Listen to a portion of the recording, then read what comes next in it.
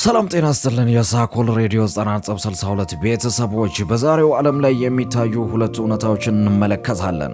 አብዛኞቹ ሰዎች ተቀጣሪ ሆነው እንደ ኢትዮጵያ ባሉት እንደኛ ሀገር ላይ እየሰሩ ቤተሰባቸውን እየደገፉ ላይፋቸውን እየገፉ ይገኛሉ። ሌሎቹ ደግሞ የራሳቸውን ስራ በመፍጠር ኢንተርፕሬነር ሆነው ሌሎችን በስራቸው ላይ ቀጥረው የተሻለ ህይወትንም እየኖሩ ይገኛሉ። በአብዛኛው ተቀጣሪዎች ሲያለቅሱና ሲያነቡ እንመለከታለን። እንግዲህ የተሻለ ህይወትን ለመኖር ሰራተኛ መሆን ነው ወይስ ኢንተርፕሬነር መሆን የሚለውን ሐሳብ ዛሬ ተንተን ባለ መልኩ እንመለከታለን። አብራችሁን ሆኑ። አንዱ ምናልባትም ደህንነትን ሊሰጥ ይችላል፣ ሌላው ደግሞ ነፃነትን ሊሰጥ ይችላል። ግን የትኛው በእውነት የተሻለ ነው የሚለውን ዛሬ የምንመለከት ይሆናል። አንደኛው ኤምፕሎይ ወይም ሰራተኛ መሆን ማለት ነው።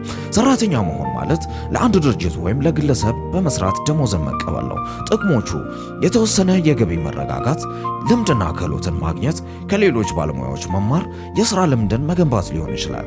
ግን የሥራ ሰዓት፣ ደሞዝ እናም የሥራ ውሳኔዎች ብዙም ጊዜ በአንተ ቁጥጥር ስር አይሆኑም። ሌላኛው በተቃራኒው ሁለተኛው ሐሳብ ኢንተርፕሬነር ወይም የሥራ ፈጣሪ መሆን። ኢንተርፕሬነር ማለት የራስህን የንግድ ሐሳብ ወደ ሥራ መቀየር፣ በዛውም ዋጋን ፈጥረ የንግድህን ሐሳብ መገንባት ማለት ነው። ጥቅሞቹ የራስን ውሳኔ መገንባት ወይም የመወሰን ነፃነት፣ ንግድህ ካደገ ከፍተኛ ገቢ የማግኘት ነፃነት፣ ሌሎችን የመቅጠር እድል ወይንም ደግሞ በሌላኛው አንግል የራስን ሐሳብ የመገንባት ነፃነትን ታገኛለህ። ግን ይህ ማለት ቀላል ገንዘብ ማለት አይደለም። በተለይ በመጀመሪያዎቹ ደረጃ ላይ ኪሳራ፣ ውድቀት፣ እርግጠኛ ያልሆነ ወይም ደግሞ ያልተረጋጋ ገቢ እናም ከፍተኛ የሆነ ኃላፊነት በጫንቃክ ላይ ሊሆን ይችላል። ታዲያ ጥያቄው የትኛው ይሻላል?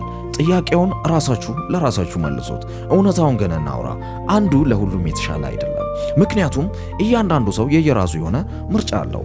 ያ ማለት ሰራተኛ መሆን ማለት ውድቀት ማለት አይደለም። ኢንተርፕሬነር መሆን ማለትም ደግሞ የስኬት ዋስትና ማለት አይደለም።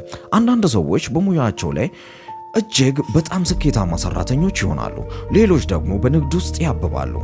ስለዚህ ከሁለቱም መጠቀም ትችላለህ። በጣም ጠቃሚው አማራጭ አንዱን ብቻ መምረጥ ሳይሆን በመጀመሪያ ስራ ላይ ሆነ ልምድን ማካበዝ፣ ክህሎትን ማግኘት እናም ገንዘብን ማሰባሰብ ሊሆን ይችላል። ከዚያም በትንሹ የራስን ንግድ መጀመር ትችላለህ። ስራ የንግድ ህልምህን እንድትከተል የሚያግድህ ግድግዳ ሳይሆን ወደዚያ ለመድረስ የምትጠቀምበት ደረጃ ወይም መሰላል ሊሆንልህ ይችላል።